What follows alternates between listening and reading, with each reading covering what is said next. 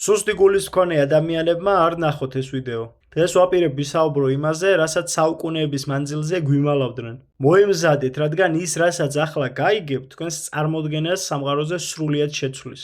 სანამ დავიწყებ საუბარს, გააზიარეთ ეს ვიდეო, რომ რაც შეიძლება მეტმა ადამიანმა გაიგოს სიმართლე.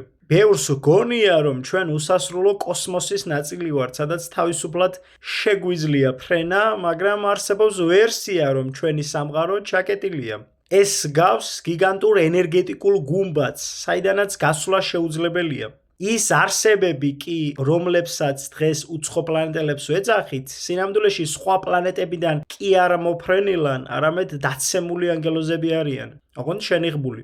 ისინი აქ ამ სამყაროში არიან გამომწყდეულნი და ათასწლეულების მანძილზე ცდილობენ ადამიანების მართვას. ამ ბოროტი ძალის მთავარ პლანეტად სატურნი მიიჩნევა. მას ხშირად სატანის ბუდეს უწოდებენ. დააკვირდით ციფრებს. სატურნი მზის სისტემის მეექვსე პლანეტაა. მის ჩრდილოეთ პოლუსზე კი გიგანტური 6-კუთხა ქარიშხალი ტრიალებს. ზოგიერთის ვერსიით ეს არის იგივე პლანეტა ნიბიუ, რომელიც ციკლურად ბრუნდება და კაცობრიობის ისტორიას ცვლის.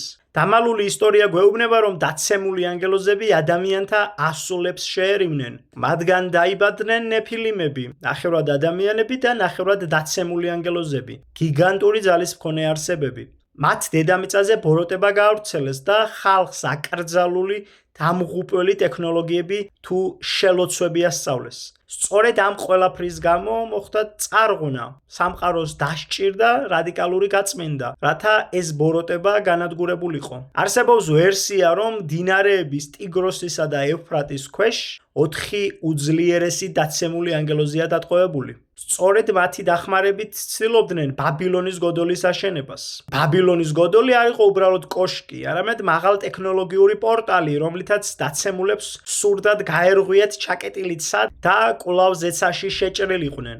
ამ არსებების კვალი ყველგანაა. გიზას დიდი პირამიდები მილიმეტრის სიზუსტით ემთხვევა ორიონის თანავარსკვლავედს. რატომ? იმიტომ რომ ეს შენობები იყო მათი ხომალდების ერთგვარი ცენტრი. ყველაზე შოკის მომგვრელი ფაქტი, რომელიც ამ არსებების ნამდვილ ბუნებას ამჟღავნებს. მრავალი თვითმხილველი და პარანორმალური მოვლენების მკვლევარი ადასტურებს ერთსა და იმავე ფენომენს. ეგრეთ წოდებული უცხო პლანეტელები მყისიერად კარგავენ კონტროლს, როდესაც ქრისტეს სახელი ესმით. როგორც კი ადამიანი იესო ქრისტეს სახელს ახსენებს, ეს ზეტექნოლოგიური არსებები წყობიდან გამოდიან. აგრესიას ავლენენ და ადგილიდან გარბიან. ეს ფაქტი კიდევ ერთი პირდაპირ მტკიცებულებაა იმისა, რომ ჩვენს წინაშე არაშორეული გალაქტიკის სტუმრები, არამედ ის უძველესი სულიერი დემონური ძალებია, რომლებსაც მხოლოდ ერთი რამის ეშინიათ. მინდა იცოდეთ, რომ უახლოეს მომავალში ჩვენ უნდა ველოდოთ ეგრეთ წოდებული უცხო პლანეტელების მასობრივ გამოჩენას. ეს იქნება უდიდესი მასშტაბის სპექტაკლი. წინასწარ გავფრთხილებთ, არ დაუჯეროთ ამ დიდ ტყუილს. გახსოვდეთ, ვინ არიან ისინი სინამდვილეში და რა ძალის წინაშე იხევენ უკან. უფალმა გაგახაროთ და გაგაძლიეროთ.